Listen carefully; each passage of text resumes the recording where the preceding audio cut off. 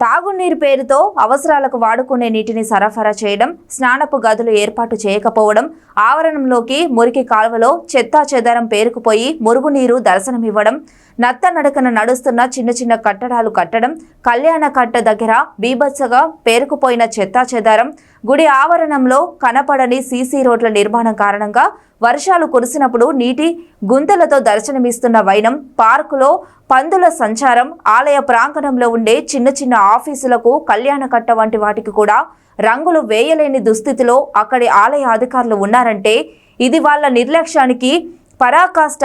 చెత్తా చెదారాల ఆవరణంలోనే మలమూత్ర విసర్జనలు చేయడంతో దుర్వాసనలు వచ్చి దోమలతో భక్తులు ఒక్క రోజులోనే అనారోగ్యం పాలవుతున్నారు. అయినా కూడా స్థానికంగా ఎటువంటి వైద్య సదుపాయాలు కూడా లేకపోవడంతో భక్తులు బెంబెలెత్తిపోతున్నారు. ప్రస్తుతం ఆలయ అభివృద్ధి పనుల విషయానికి సంబంధించి కనీసం మీడియా ముఖంగా కూడా వారు చేస్తున్నటువంటి అభివృద్ధి పనులను చెప్పలేనటువంటి పరిస్థితుల్లో ఉన్నారు అక్కడ నిర్వహణాధికారి వెంకటేశ్వర్లు.